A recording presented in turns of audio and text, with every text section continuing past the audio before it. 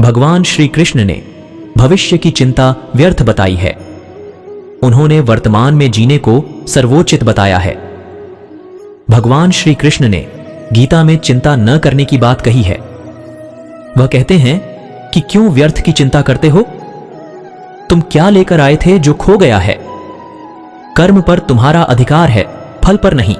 अतः हमें चिंता से उबरने के लिए उस चिंता के विषय में चिंतन करना चाहिए। चिंतन ही चिंता समाधान की कुंजी है। चिंतन के पश्चात जो कार्य किया जाता है उसकी सफलता में संदेह नहीं रहता है। यह मनुष्य को अंदर ही अंदर जलाती है। यह किसी समस्या का समाधान नहीं है। एक सामान्य व्यक्ति अपने जीवन भर विभिन्न प्रकार की चिंताओं से युक्त रहता है। चिंताग्रस्त व्यक्ति के लिए समस्याओं से लड़ना कठिन ही नहीं बल्कि असंभव हो जाता है। चिंता से व्यक्ति इतना तनावग्रस्त हो जाता है कि उसकी बुद्धि और विवेक दोनों नष्ट हो जाते हैं। इसमें घिरा व्यक्ति विभिन्न प्रकार के मनोविकारों और रोगों से घिरने लगता है। जीवन को सकारात्मक गति देने के लिए मनुष्य को चिंता न करके चिंतन करना चाहिए। चिंता से जहां मन अशांत रहता है वहीं चिंतन से मन में एकाग्रता, शांति, उत्साह और प्रेम का भाव उत्पन्न होता है। चिंतन जीवन को प्रकाश की ओर ले जाता है।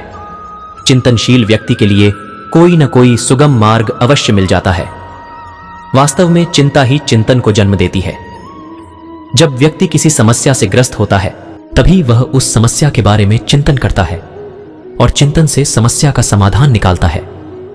प्रत्येक मनुष्य के लिए यह स्वाभाविक है कि वह चिंता, डर, लोभ, क्रोध, भय, प्रेम, घृणा, करुणा आदि मानवीय प्रवृत्तियों से युक्त रहता है।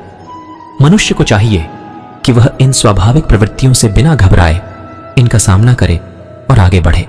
भगवान श्री कृष्ण ने भविष्य की चिंता व्यर्थ बताई है। उन्होंने वर्तमान में जीने को सर्वोचित बताया है।